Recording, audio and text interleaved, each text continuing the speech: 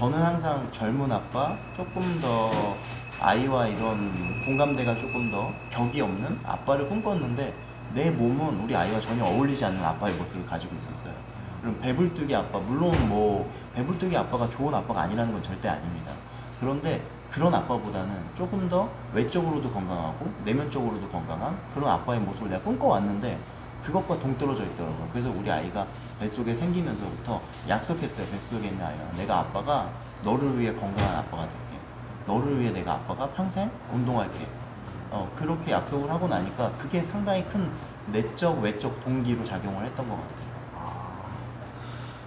뭔가 그 아버지로서의 이 특별한 계기가 있으셨네요. 네. 그러면 이제 제가 이제 그런 계기로 해서 이제 몸이 좋아졌어요. 몸이 좋아지면은 그 이제 책 목차를 보다 보면은 이게 이제 몸이 좋아지면은 인생이 바뀐다. 네. 이제 이렇게 이제 흘러가는 거잖아요. 네. 그 영향이 이제 천천히 찾아오나요? 아니면 급격히 찾아오나요? 그건 어떤 방식으로 이제 느낄 수 있어요? 제가 경험한 바에 의하면 제 경험에 의하면 너무 천천히 찾아와요.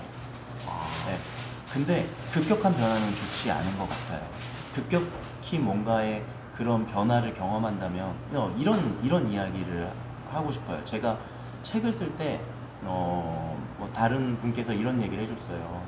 책을 써서 인생이 변하는 사람이 있고 변하지 않는 사람이 있다. 변하는 사람은 변할 준비가 되어 있었던 사람이다라는 이야기를 해요. 그러니까 내가 얼마큼 그 이전의 과정의 준비가 되어 있냐에 따라서 급격히 변할 수도 있고 급격히 변하지 않을 수도 있는데 어쨌든 전체적인 총량을 본다면 우리가 1만 시간의 법칙 뭐 이런 이야기 많이 하는데 그 정도의 시간이 충분히 누적이 되어 있어야 왜냐면 우리가 겉핥기만 할 수는 없잖아요. 그 안에 있는 전 운동을 하지만 운동을 통한 그 본질을 바라보려고 노력을 많이 하는 편인데 그런 것들이 충분히 좀 성숙되어 있어야 그 변화가 찾아오지 않을까 그 깊은 변화가 찾아오지 않을까 저 아직도 그걸 위해서 좀 노력하고 있는 단계라고 보고 있고요. 그러면 이제 그냥 일반적으로 이제 직장 다니시는 분들이 이제 그런 변화를 조금이라도 느끼기 위해서 이제 이게 50일간의 운동에 대한 이야기인가요? 아니면 운동과 뭐 식습관? 식습관은 당연히 포함되어 있고요. 양쪽 다. 운동과 영양 식습관을 하고 기록해라. 기록을? 예, 맞습니다. 일기식으로 기록하는 네, 저는 거예요? 지금 2016년부터 매일 블로그에 식단 일기를 아직까지 쓰고 있어요. 그러니까 오늘 보니까 1300일, 그러니까 카운트된 건 1300일인데 그 이전에 300일 정도는 카운트를 하지 않았어요. 그래서 지금 한 1600일 정도, 한 5년 이상 블로그에 매일 식단 일기를 쓰고 있거든요. 그러니까 그런 꾸준함이 필요하다는 이야기죠. 저도 결국은 50일이 있었기 때문에 5년이라는 시간을 이어올 수 있었던 거거든요. 그러니까 그 50일이 중요하다. 이게 내 인생의 바꾸는 기적의 50일이라는 이유가 터닝 포인트가 된다. 그런 의미였던 것 같아요. 그러면 이제 제가 이제 이 책을 읽고 너무 감명을 받았어요. 그러면 이제 50일을 실천하기 위해서 그 방법론적인 부분을 좀 이야기 좀 해보고 싶어요. 이제 그러면 이제 직장을 보통 갔다 오면 이제 퇴근하면 막 피곤하잖아요. 피곤하죠. 체력이 고갈되고 네. 주말에는 쉬기 바쁘고 네. 그리고 뭐 사람도 만나기 싫고 아무것도 하기 싫어요. 지금도 인터뷰하는데 막 졸려요. 네. 항상 졸립니다. 근데 이런 것들을 탈피하기 위해서 이제 그 50일 수행을 하려면 어떤 방식으로 이걸 시작을 하면 좋을까요? 그래서 가장 중요한 게 기록이에요. 제가 처음 이걸 하는 분들한테 이야기를 합니다. 기록을 하기 위해 무언가를 하지 말고 그냥 본인의 있었던 하루를 기록해라. 그 기록이라는 게 식단 기록인가? 아니면 몸이 변하고 싶다면 당연히 식단과 운동을 기록해야겠죠. 내가 오늘 무엇을 먹었는지 기록하고요. 어느 정도의 운동량을 했는지 기록하라는 거예요. 그런데 처음에는 이게 기록의 힘이 대단한 게 뭐냐면요. 처음에는 오늘 하루를 기록합니다. 예를 들어 초보 단계에서는 기록을 하는 게 내가 오늘 그러니까 뭘 했지? 라는 거를 기억에 의해서 기록하게 돼요.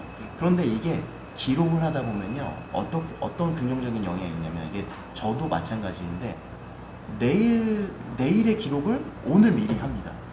그럼 이게 계획이 되는 거예요.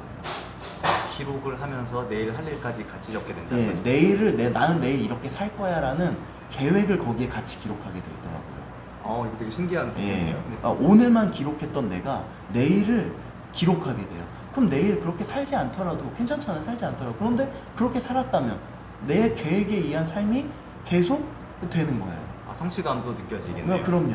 내가 아. 어제 내가 오늘 내일을 이렇게 먹고 이렇게 운동하고 이렇게 살기 위해서 난 계획을 했는데 진짜 이렇게 살았네. 기록의 힘은 거기에 있다고 생각해요. 사실 기록이 계획이 되고 그게 실천이 될 때 성과가 나온다. 뭐 이런 그게 좀 비결인 것 같아요. 네. 그 꾸준함을 유지시켜주는 그 네. 비결인 것 같아요. 그러면 그 기록을 하는 그 방식에는 어떤 식으로 기록을 하면 좋을까요?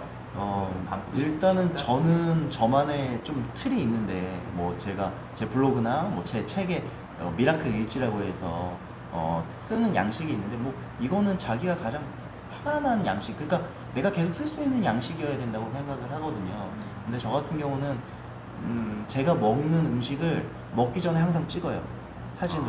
사진을 먹기 전에 항상 찍습니다. 그리고 내가 운동할 때 운동 인증을 해요. 그래서 그런 사진들을 그 일지에다 그냥 붙여 넣습니다. 네, 그러면은 내가 그 한 장을 볼 때 나는 오늘 이렇게 먹었고 이렇게 운동했구나. 그러면서 간단한 그 날의 뭐 소감, 뭐 나한테 격려하는 이야기들, 이런 간단한 한 줄 같은 걸 적어요. 나를 격려하는 말. 그 양은 얼마나 되는 게 보통 좋을까요? 한 페이지. 한 페이지 정도? 네, 딱 한 페이지. 어차피 블로그로 쓰는 예, 거니까 예. 갖다 붙이는 건 어렵지 않겠네요. 네. 아. 그래서 한 페이지가 나오고 그렇게 해서 저는 PPT로 관리를 해요. 파워포인트 한 페이지에 나의 하루가 있는 거죠. 그래서 1년 단위로 파일이 하나씩 나옵니다. 내가 그러면은 이런 긍정적인 경향도 있어요. 내가 올해 2020년에 다이어트를 시작해야 되는데 2019년에 내가 어떻게 다이어트 했지? 그럼 2019년을 그냥 쑥 한번 훑어보면 내가 이렇게 다이어트를 했구나. 그런 흐름들이 또 거기서 또 나오더라고요. 그래서 과거의 나와 미래 현재의 내가 좀 어떻게 하면 좀 이런 걸 데이터 DB화라고도 이야기를 많이 하는데 그런 내 DB가 있으니까 오히려 다음에 뭔가를 할 때 좀 그런 것들이 백그라운드가 돼서 도움이 많이 되는 것 같아요. 작가님의 비밀을 하나 알아버렸어요. 네. 기록을 하고 계시군요, 매일. 네. 보통 사람들이 가지고 있지 않는 습관이라고 생각은 해요. 그냥 네. 일기도 아니고 먹고 운동하고 그런 걸 기록을 하고 네. 앞으로 할 계획까지 적게 된다. 네. 그렇게 돼 성취감으로 앞으로 꾸준히 계속 하게 되고. 그러면 그걸 매일 저녁에 하면 되겠네요.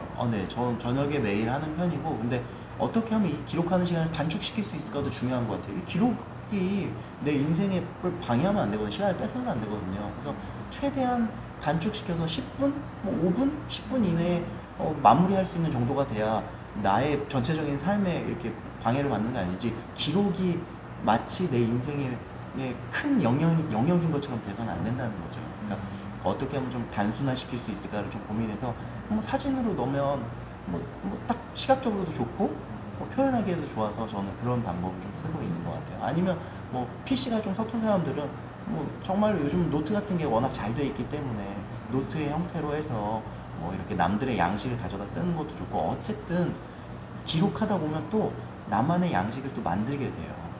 그리고 욕심이 있는 사람들 같은 경우는 좀 추가적으로 기록하게 되거든요. 네이버 블로그를 좀 더 잘하게 될 것 같아요. 네. 오늘 글도 막 그 남들이 보게 될 경우가 생길 거잖아요. 네네. 그럴 경우를 대비해서 막 좀 더 디자인도 하게 될 거고 음. 뭔가 그런 부가적인 그래서- 부분도 아마 네, 맞아요. 근데 지금 하신 말씀이 되게 중요한 이야기인데, 제가 블로그를 꾸준히 하고 있는데 그 블로그에 어떤 사람이 댓글을 달았어요. 조금 더 사진이 예쁘고 조금 더 이렇게 시각적으로 좋게 만들면 블로그를 찾아오는 사람들이 더 많을 거다, 댓글을 저한테 단 거예요. 지금 하신 말씀이랑 똑같아요. 근데 저도 처음에 그래?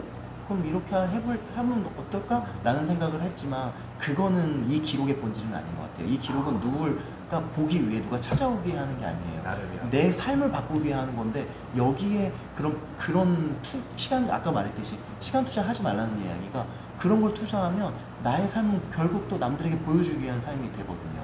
그게 사실 SNS를 하는 장점이자 단점이 되는 것 같아요. 그래서 네네네. 그래서 저는 그냥 저만 보기 위해서 좀 그런 영역이 있어요. 하지만 한편으로는 남들한테 보여줘야 하는 영역도 있거든요. 그런 영역에 좀 신경을 좀 쓰는 편이죠. 정보 전달하는 역할을 할 때. 이럴 때는 조금 더 신경을 쓰는 편이고, 이런 카테고리들은 남들이 보든 안 보든 나는 하고 있다. 그러다 보니까 제 블로그를 꾸준히 찾아온 사람들은 얘가 3년 전에도 하고 2년 전에도 하고 1년 전에도 하고 지금도 하고 있네. 대단하다. 그냥 이렇게 인정을 하는 것 같아요. 오히려 시간이 누적될 때 그게 효과가 있는 거지, 그 퀄리티가 좋다 그래서 그게 지속되지 않는다면 그건 아닌 것 같아요.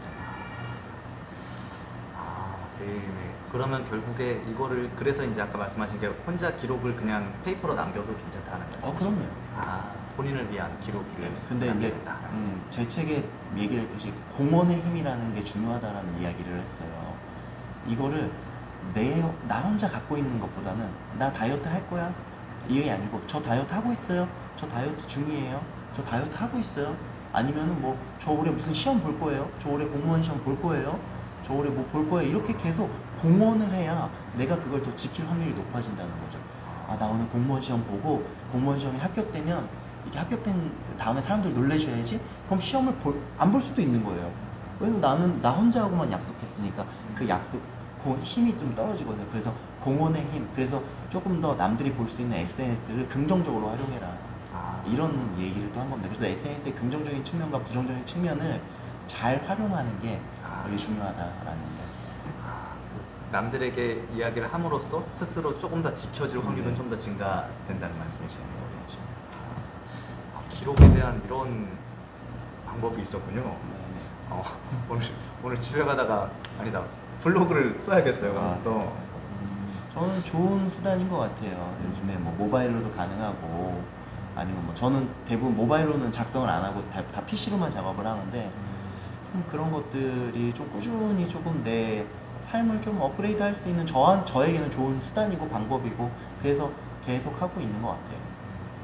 그리고 누군가 나를 조금 알고 싶을 때 한번 보세요, 저는 이렇게 살고 있는 사람입니다 라는 좋은 증빙의 수단, 나를 신뢰해 줄 수 있는 수단, 이런 게 또 되는 것 같아요. 이 사람 관리하고 있구나, 네. 이런 네. 공간인 거죠.